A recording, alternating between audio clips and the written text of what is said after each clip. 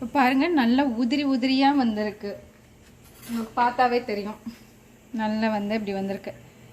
இதுக்கு என்ன பண்ணணும்னா, வேக வைக்கும் போது வாழைக்காய் வந்து ஒரே ஒரு கொதி வந்தோடனே ஆஃப் பண்ணிடுங்க. ரொம்ப வேக வச்சிட்டிங்கன்னா உங்களால் வந்து கிரேட் பண்ணும் போது அப்படியே திக்காக வந்து இருக்கும். இந்த மாதிரி உதிரியாக வந்து வராது. அதை மட்டும் நீங்கள் பார்த்துக்கோங்க. வாழைக்காய் வேக வைக்கும் போது ஒரே ஒரு கொதி வந்தோடனே ஆஃப் பண்ணிடுங்க. ரொம்ப நேரம் கொதிக்க விட்டிங்கன்னா வந்து இந்த மாதிரி பூ மாதிரி வராது. Hi, welcome to Sam's family. எல்லோரும் எப்படி இருக்கீங்க? இன்றைக்கி நம்ம வந்து வாழைக்காய் புட்டு பண்ண போகிறோம். இது வந்து ரொம்ப பழைய ரெசிபி. வந்து இப்போலாம் வந்து அந்தளவுக்கு வந்து எங்கேயும் பண்ணுறதில்ல. சரி, இன்றைக்கி அதான் வந்து செஞ்சு காட்டலாம் அப்படின்னு. அதுக்கு வந்து நான் வந்து 3 வாழைக்காய் எடுத்து அதை வந்து தோலோடு வந்து தண்ணியில் ஒரு பாயில் பண்ணிவிட்டு தோலை வந்து எடுத்து வச்சுருக்கேன். 2 இதை வந்து நான் துருவியும் வச்சுருக்கேன். அதுக்கு வந்து தேவையானது வந்து 1/2 வெங்காயம் சின்னதாக கட் பண்ணி வச்சுருக்கேன். 2 பச்சை மிளகாவும் சின்னதாக கட் பண்ணி வச்சுருக்கேன். 1 ஸ்பூன் வந்து கடுகு, 1 ஸ்பூன் வந்து உளுந்து எடுத்து வச்சுருக்கேன். இப்போ நம்ம இந்த மாதிரி வந்து நூடுல்ஸ் மாதிரி துருவி வச்சுக்கணும் வாழைக்காவை.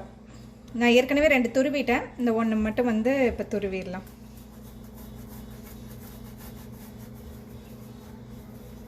இந்த மாதிரி அழகாக வந்து பூ மாதிரி வந்துடும்.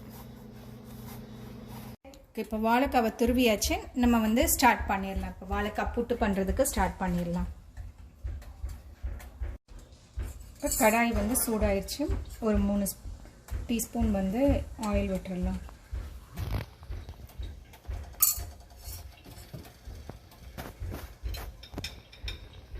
அதில் 1 ஸ்பூன் கடுகு நல்லா பொரிஞ்சிருக்கட்டும்.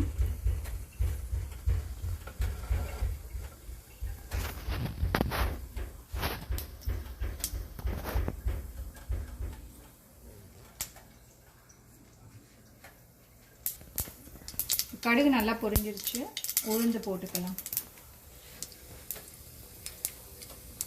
அதோட 2 பச்சை மிளகாய்,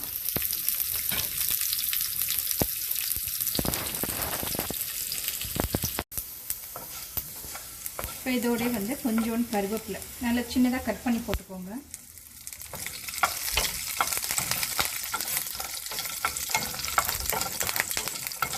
இப்போ நம்ம கட் பண்ணி வச்சுருக்க வெங்காயம்,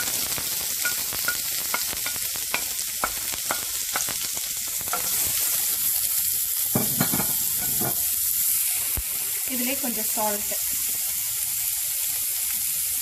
தேவையான அளவுக்கு போட்டுக்கோங்க. அதே போல் இதில் காரப்பொடியெலாம் எதுவும் போடல. பச்சை மிளகா காரம் மட்டும்தான். அதனால் உங்களுக்கு வந்து எவ்வளோ காரம் வேணுமோ அதுக்கேற்ற அளவுக்கு பச்சை மிளகா சேர்த்துக்கோங்க. அதனால் அது டக்குன்னு ரெடி ஆயிரும். ஈஸியான ரெசிபி. இதுக்கு ஆனியன் வந்து ரொம்ப வதங்கணும்னு அவசியம் இல்லை. கொஞ்சம் க்ரன்ச்சியாக இருந்ததுன்னா நல்லாயிருக்கும் இந்த புட்டில். இப்போ போதும் இது வெங்காயம் வதங்கினது. வாழைக்காய் துருவி வச்சுருந்தோம்ல, அதை இப்போ சேர்த்துக்கலாம்.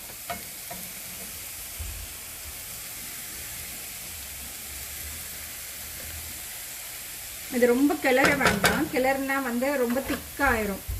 ஏற்கனவே நம்ம வந்து பாயில் பண்ணி தானே சேர்க்குறோம். அதனால வந்து ரொம்ப குக் ஆகணும்னு அவசியம் இல்லை. ஆட் பண்ணிவிட்டு ஒரு 2 தடவை பரட்டி விட்டால் போதும், ரெடி ஆயிரும்.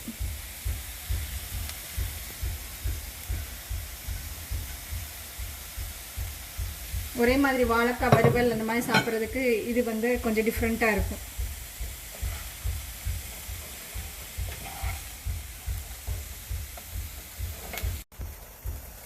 அவ்வளோதான். வாழைக்காய் போட்டு ஒரு 5 நிமிஷம் கூட ஆகலை, ரெடி ஆயிடுச்சு.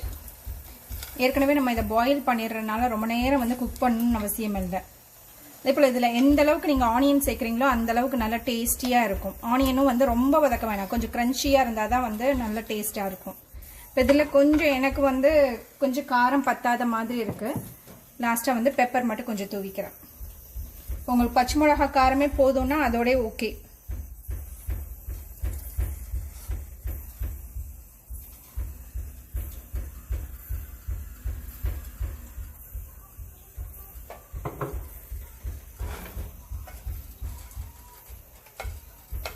அவ்வளோதான். நம்ம எம்மியான வாழைக்காய் புட்டு ரெடி.